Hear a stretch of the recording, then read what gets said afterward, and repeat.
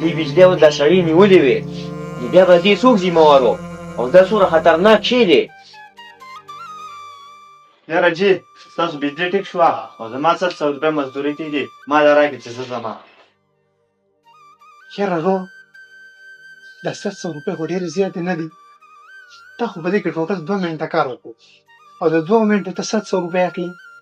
دا خو ماته لږ زیاتې ښکاري یار. یاره جي تاسو خو څه عجیبه خلک یې، دا خو زما حق دی، دا خو به تاسو ما له خامخا راکوئ. یاره ته خو څه عجیبه سړی یار.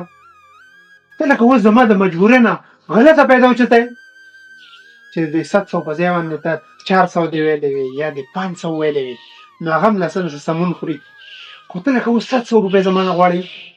700 خو دله زه ګورې په یو حال باندې در کوم نه، اخري چې تا له زه در کوم که نه 500 روپۍ به در کوم او زیاتې مه کوه. او که چېرې دا زیاتې کې نو آینده دپاره تا بیا زه کار لا ډوره غواړم نه.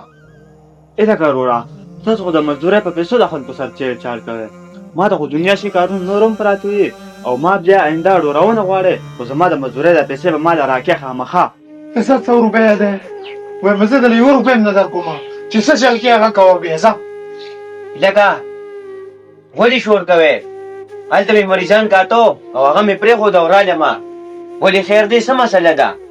نه ما دې زیاتېږي دې زیاتېږي.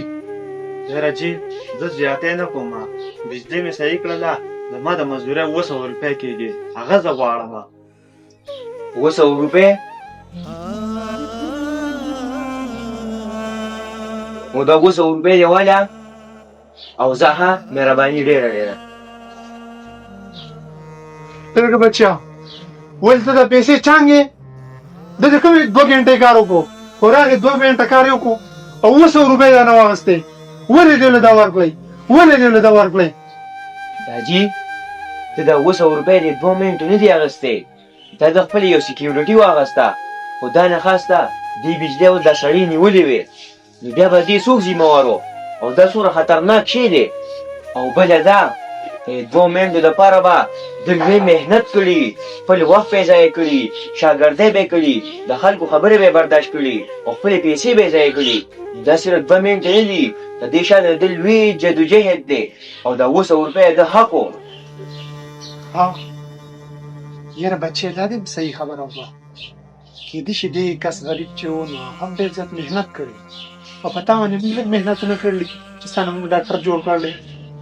دا حاجي دا خو زه هم ویم که نه، زه دې اوس ډاکټر شوی یم او یو کس ته مې په 2 منټه کې دوایي ولیکله او 100 روپۍ فیس مې ترې واخیستو، نو هغه به څنګه چې زما سره یې زیاتې وکړو په 2 منټه کې رانه 100 روپۍ واخیستې. خو نه 2 منټو شاته ما څومره محنت کړلی، خپل وخت مې ضایع کړلی، څومره پیسې مې لګولي. چې دغه شان د هر یو هنر سړي ویل نه دی، هغه د 2 منټو شاته لوی جدوجهد دی او لوی محنت پروت دی. ها بچیا دا خبره دې اوس چیک وکړه. دا خو ما هم دماغ کولی وکړو. دا خبره دې بلکل صحیح ده چې یو هنرمند سړی موږ خو مخامخ د هغې 2 منټو ته صرف ګورو او شاته دې دومره لوی محنت او کارونو ته خو موږ نه ګورو. یاره دا خبره ټیک ده چې کوم هنرمند سړي که نه هغه له خپله مزدوري جهیز چې کمه کېږي نو پکار ده چې هر سړی له ورکړي او ټولو خلکو له دا پکار دي چې هر کوم ځای کې هم داسې هنرمند کسان وي او هغوی په یو کار باندې 2 منټه والي، نو تاسو دې ته مه ګورئ چې دا صرف 2 منټه دي، د دې شاته د هغې غریبانو لوی محنت او لوی جدوجهد او لوی کړاوونه پراته دي.